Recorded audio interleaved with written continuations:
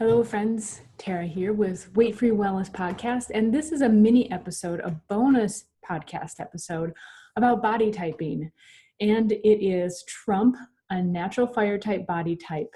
Now, Trump is such a good example of a fire type, from his ruddy complexion to his short, direct comments and his innate constructive and destructive abilities. Now, I need to forewarn you, I am not taking sides here. My objective with this bonus episode is just to provide insight to how body typing can help us with a broader perspective from health, and in today's episode, to politics.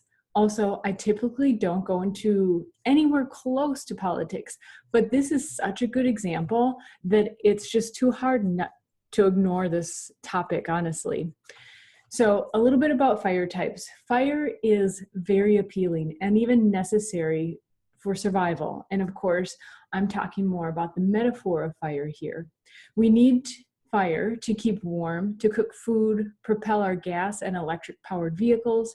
From the stirring of digestion, yes, digestion metaphorically is a fire type activity that happens in the body. It's our little burner that is burning our food so that we can use the energy and burn off the energy. And even down to the activation of our muscles. These are all examples of the metaphoric sense of fire in our lives, and there are many more. Fire, as you know, is uncomfortable, though, when you get too close or it gets out of hand. So that would be like scorching from the fire, burnt food, misdirected power, overactive digestion, or, listen to this, inflamed muscles, etc. Now, something to look at is that our country was founded by fiery individuals. And later, probably more like our 4th of July post, I'll get into that kind of founding father history kind of thing. But just imagine, this body type has the innate desire to explore, overcome, and innovate. Just imagine like a forest fire that is out of hand. Of course, it is expanding the boundaries. It is overcoming. It will even jump rivers. And it's not innately a bad thing. As you know, in forestry, you do need these fires on occasion to clear out the areas and allow new growth to happen. By contrast, an earth type would rather stay at home and deal with a lot that they were given. Now, I mean this literally in the historical sense. A lot of our ancestors, I live in Minnesota, a lot of the ancestry that we have are Scandinavian. And I was talking with someone the other day whose ancestry was Swedish. And it didn't occur to me, I just kind of asked, so why were there so many Swedes that came over here? And this guy was actually a historian. He said, well, these families had they would pass down the farm generation to generation, but they wouldn't just pass it to one person. They would keep dividing the lot of the family. And so many generations later, you would have this tiny lot that you couldn't even sustain your own family on, let alone grow a larger crop to sell and prosper. So we literally had people moving here to the US, and particularly in this area in Minnesota, because it is similar to this Swedish climate, and they could then not just settle for their lot in life, but they could create a new lot for themselves. So the earth type, by contrast, would rather just stay home and they would deal with their lot in life. But a fire type, they're like, heck no, I'm not just putting up with what I get, I'm going to go after what I want. Also, a fire type will not put up with much bull and will initiate change. So those are some great examples of a fire type in this world, or even historically. So some characteristics of a fire type, and these are more personality characteristics, and I tried to keep them fairly neutral because we also do have the states of balance and imbalance. So these are going to be a little bit neutral, and it also depends, notice how you interpret whether this is a positive or negative thing, which is very interesting. So characteristics of fire personality: tenacity, destructive and creative. And remember, along with the forest fire, that we need that destructiveness to create, It's very similar in Chinese medicine, has that concept as well, that sometimes you need to burn out, which is why we have fevers. We burn out an illness so that our body can restore.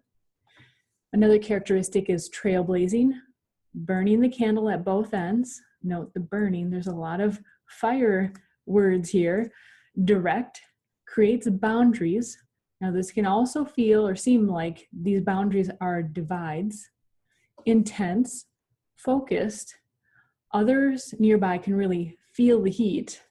Principled, leader, not afraid of confrontation, and sometimes they even seek it. These people like to have a little bit of an argument. It actually is exciting to them, whereas other people, it drains them and they just get tired of this kind of activity and they avoid conflict. And as you can imagine, there are many more.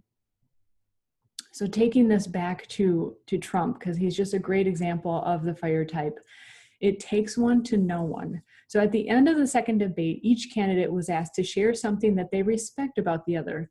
Now, I personally liked this point of the debates because I don't like to see the mudslinging that goes back and forth, and I like to see the character of a person that comes out when they're talking about not so much about the points of their campaign or what most often happens, the character of the other person, which actually to me shows more of their character. So Hillary said, "I respect his children. His children are incredibly able and devoted, and I think that says a lot about Donald." Now, this is a very earth type comment. Doesn't mean that she's necessarily earth type, but she leans towards the earth type philosophy, at least at that point.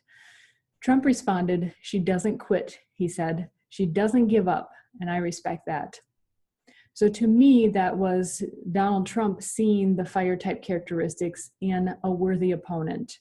And it's very interesting to me that he did comment about her character in that way.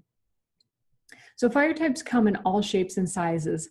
It takes a particularly strong and determined person to withstand the grueling schedule, that's burning the candle at both ends, remember, to not only become a candidate and then be elected, but to be willing to take on the monumental task of being president. Like I said before, fire is comfortable until you get too close. Some people are more comfortable with being near the heat or even playing with fire or being initiating fire more than others. During heated elections like these, we notice our own fire being stirred more than usual, as it takes fire to initiate fire, even if by a lot of friction. And I like to emphasize that we are all a combination of the four elements: earth, fire, air, and water. We just have two that primarily typically stand out more. So are you feeling fired up about this election? Most of us are in some way or another. The question I have for you is, does it feel uncomfortable to you? If it does feel uncomfortable and you're still fired up, it probably means that you're not so high in the fire element, and to have that stirred, to have that higher in you naturally because it's being initiated by other fire-like elements around us, feels imbalancing to you. So the solution I have is, I'm not promoting any certain candidate here.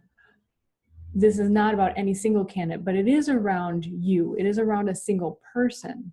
So I'm encouraging you to understand your body type. Are you in or out of balance? You are at your best when you're in balance. So why not strive for this? What are your weaknesses and what are your strengths? Remember, one body type is not better than the other. Like the unique ecosystem of the ocean, we each play our role. You can learn more about body typing and your particular combination in my book, You-niversal Self-care, Improved Health Through Self-Understanding. And you can find the free body type assessment at weightfreewellness.com. Feel free to, I love to engage and interact. I love to hear from you. Take care.